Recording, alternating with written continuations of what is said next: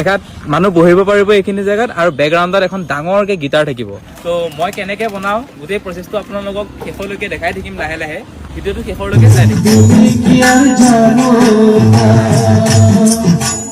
Sakanekon saksoy nang talpa video na dalni video de yan Jubin Girl ni statue ko daw ga sublen tharing ha yan daw bini suram biap yano daw tharing ha wa ko ga su en statue aro wa phak aro badeo achungani yano gommakon daw thari thoking ha aro mai rakaba biaprangko thari kugen wa ko daw kasin tharing ha nimang agana ni ko rakinga uni gaman daw ya statue daw mai takaba biap ko tharing ana one guitar statue donim bana daw bini guitar rukaba wa ko donimang daw achung sakna biapa khamao mangena warangko daw thariani kuba acheng agana ni kuba acheng kana nakta mangen yan daw Jubin Girl ni statue ko ga suplin tharing ha wa ko acheng ya video ni clip sango daw khandakapa video ko han acheng daw diskhangpa jol niang এনেকুৱা এটা বস্তু বনাম এখাত মানুহ বহিব পাৰিব এইখিনি জেগাত আৰু বেকগ্ৰাউণ্ডত এখন ডাঙৰকে গিটাৰ থাকিব।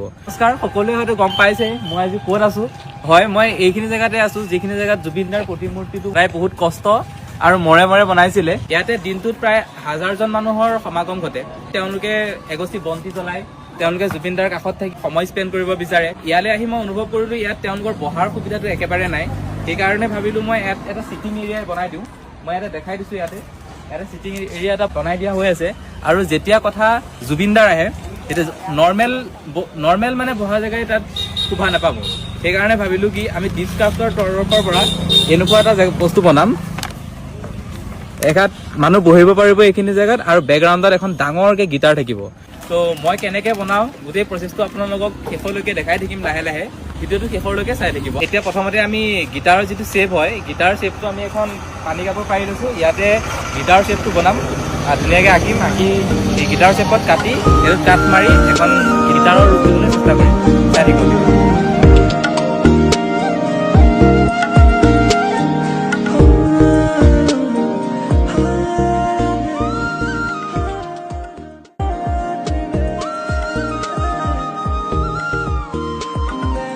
এনেদৰে কামবোৰ আমাৰ চলি থকাৰ সময়তে এজন বিশেষভাৱে অক্ষম দাদা আহিলে আৰু দাদাজনে আমাক এটা গান শুনাও বুলি ক'লে। গানটো লগাই দিছোঁ, শুনকচোন কেনেকুৱা পালে।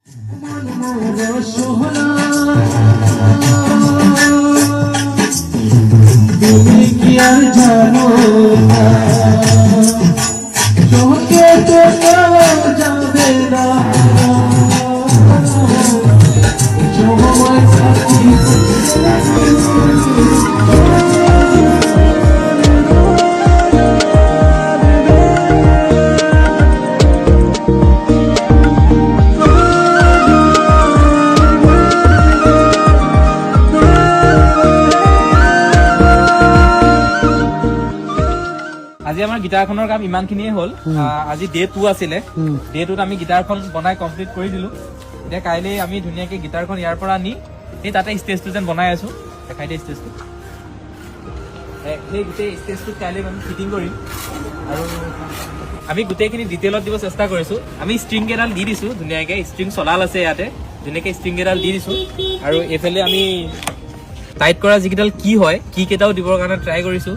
গোটেইখন আমি কাঠেৰে বনাইছোঁ। কাইলৈ ধুনীয়াকৈ কালাৰ চালাৰ কৰি আমি তাতে ধুনীয়াকৈ ফিটিং কৰি দিমগৈ আৰু 2 দিনমান হয়তো লাগিব কালাৰ। এইটো কাইলৈ নি ইয়াত ফিটিং কৰি প্লাষ্টাৰ কৰিব লাগিব। প্লাষ্টাৰ পাছত শুকাব লাগিব। কালাৰখিনিও কৰিবলৈ বহুত বাকী আছে। তো ডে 4ত আমাৰ গোটেই কামটো কমপ্লিট